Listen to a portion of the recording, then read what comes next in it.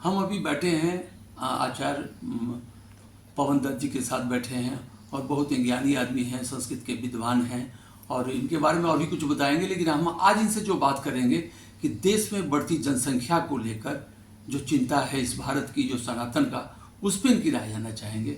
आपका बहुत स्वागत है हमारे एने में। हम जानना चाहते हैं कि आप जनसंख्या को लेकर आपके दिमाग में क्या चल रहा है, कि क्या सरकार को करना चाहिए, हम लोगों को क्या करना चाहिए। जिस गति से जनसंख्या बढ़ रहा है ये चिंता का विषय है। अथातो ब्रह्म जिज्ञासा एक शब्द है संस्कृत का।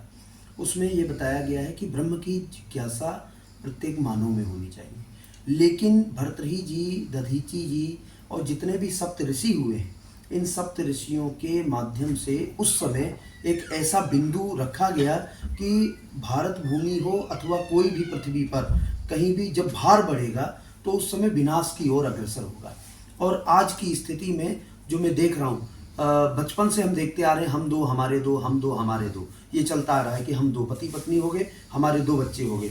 लेकिन किसी समुदाय में हम दो हमारे 12, और साथ साथ में यहाँ की जनसंख्या की वृद्धि क्रम तो हो ही रहा है। साथ में प्रत्येक बॉर्डर से, चाहे म्यांमार हो, बांग्लादेश हो, नेपाल हो, पाकिस्तान हो, चाइना हो, कहीं किसी भी तरफ से कोई ना कोई समुदाय के लोग, कोई ना कोई लोग घुसते चले आ रहे हैं। हमारे भारत के लोग जो ऋषि पुत्र कहे गए हैं वो इतने कमज़ोर हो गए हैं क्या कि 500 रुपये, 1000 रुपये लेकर के अंदर प्रवेश करा देते हैं। आज की स्थिति में मैं सरकार से जानना चाहता हूं और सरकार के उच्च पदों पर बैठे हुए जितने अधिकारी हैं उनसे मैं निवेदन करना चाहता हूं कि आज आप ध्यान नहीं देंगे, आज देर हो चुकी है। ऐसा आप मत माने कि देर नहीं, अभी आगे करेंगे जाके, आज देर हो चुकी है। लेकिन जब आपकी नाक तक पानी आ गया है, आप जब सांस नहीं ले पाएंगे तो आप कुछ करने लायक नहीं रह जाएंगे। आप करने लायक बनेंगे तब बनेंगे जब आज आपका यथोचित एक भाव से, एक दृष्टि से, एक समायोजन से इसके ऊपर कोई ना कोई आपको रूल लाना पड़ेगा। और साथ साथ में मैं ये कहना चाहता हूँ, जनसंख्या वृद्धि भारत के लिए अनुपयोगी है। और एक समुदाय, जैसे हम कहते हैं, कहीं एक चर्चा चली है किसी देश में कि हिंदू को बचाओ। एक देश कह रहा है कि हिंदू को बचाओ। क्यों कह रहा है? क्योंकि हिंदू अगर जो नहीं बचेगा तो परंपराएं नहीं बचेंगी। हिंदू अगर जो नहीं बचेगा तो शरीर की शुद्धिकरण नहीं बचेगा, शरीर में सात्विकताएं नहीं बचेगी, सात्विक भोजन नहीं बचेगा। इसलिए कई देश, कई ऐसे लोग, कई ऐसे प्रतिभाशाली युवक युवतियां सब कहते हैं कि एक धर्म को बचाया जाए, एक सनातन को बचाया जाए। सरकार से मैं कहना चाहता हूं, आप राष्ट्र के हित के लिए आए हैं, आप राष्ट्र का हित सोचिए और करिए तत्काल। और आप राष्ट्र धर्म के हित के लिए आए हैं, आप धर्म करिए और उस पर ध्यान दीजिए। मंदिर बन रहा है, ठीक है, बहुत अच्छी बात है, मंदिर बन रहा है, लेकिन छोटे छोटे मंदिर टूटे नहीं क्या? छोटे भी व्यक्ति होते हैं, बड़े भी व्यक्ति होते हैं। तो बड़ा व्यक्ति तो एक बार बड़ा हाथी गिरता है तब भी उसे जमीन बड़ी चाहिए होती है, लेकिन जब छोटा व्यक्ति गिरता है तो उससे चींटी भी नहीं मरती, या छोटा व्यक्ति गिरता है उसे कोई पूछता नहीं। तो इसलिए मेरा कहने का मतलब ये है कि छोटे छोटे बिंदुओं पर ध्यान दिया जाए और बढ़ती हुई जनसंख्या पर नियंत्रण का कार्य तत्काल किया जाए, यह मैं मांग करता हूं। और साथ साथ में इस प्रकार की मांग के साथ में मैं इसके लिए सड़क पर भी उतरने के लिए तैयार हूं, मैं इसके लिए आंदोलन करने के लिए तैयार हूं।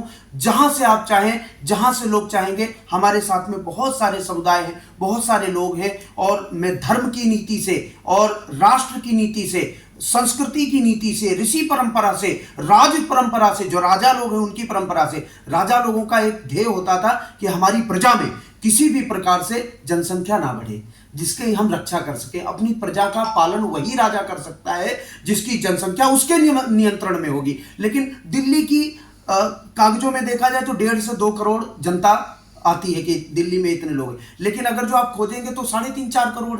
कहां से आ गए लोग? क्यों आ गए?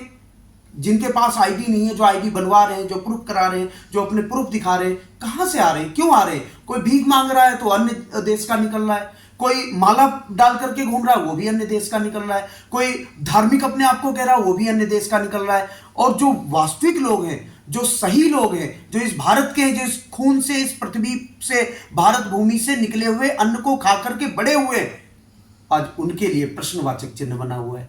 तो ये भैया, मैं सबसे हाथ जोड़ करके निवेदन करता हूं, जो राजा हैं, इस देश की परंपराओं को चलाने वाले हैं और इस देश की राष्ट्रीयता के लिए जिनको नियुक्त किया गया है, आपको नियुक्त किया गया है, आप तत्काल ध्यान दीजिए, नहीं तो मैं इस आंदोलन को बढ़ाऊंगा और आपके लिए सोचने पर विवश करना पड़ेगा। और मैं चाहता हूं कि आप ऐसा इस पर ध्यान। एक छोटा सवाल और भी है कि अभी संसद का जो सत्र है, शीतकालीन सत्र भी 1-2 महीने बाद होने वाला है, तो क्या आप मांग करेंगे सरकार से कि इस सत्र में बिल को लाया जाए?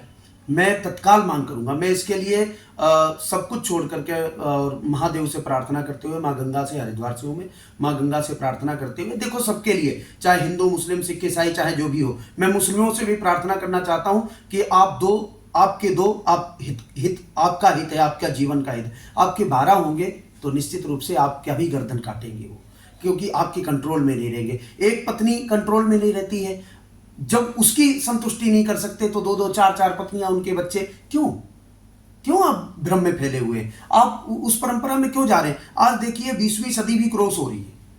एक कहते थे कि 18वीं सदी, 19वीं सदी, आज 20वीं सदी भी क्रॉस हो रही है। 20वीं सदी के बाद भी आप अगर जो गधावृत्ति और पशुवत समानाम, पशु की वृत्ति से चल रहे हैं, तो इसमें दोष किसी और का नहीं। इसलिए आप ध्यान दें, इस भारत भूमि की जनसंख्या, आपके पास खेत बच रहा है 1 बीघा, 1 बीघा में से 1 कुंटल अगर जो अनाज आता है तो आप कितने दिन खा लेंगे? महीने, 2 महीने।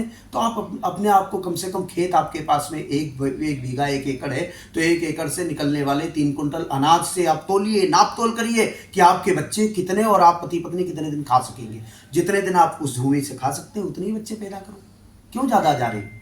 इसलिए दीमक की तरह मत पड़ो। दीमक घर का विनाश करती है, लकड़ी का विनाश करती है, दीवार का विनाश करती है, और हर प्रकार से दीमक विनाशकारी ही होती है। मैं चाहूंगा शीतकालीन, आपने बहुत अच्छी बात बोली, और सबसे बड़ी बात यह है कि शीतकालीन सत्र में मैं दिल्ली आ जाऊंगा, और दिल्ली आकर के मैं सबसे निवेदन करूंगा, सबसे मिलकर के एक बार मैं अनुरोध करूंगा कि इस पर प्रमुखता से ध्यान दिया जाए और अतिशीघ्र इसको जनसंख्या पर कार्रवाई की जाए।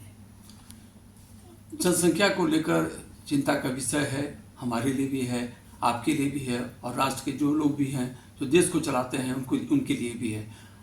अभी आचार्य जी ने बताया कि शीतकालीन सत्र में इस बिल को लाया जाए, इसको पास किया जाए, क्योंकि बहुत ही महत्वपूर्ण मुद्दा है।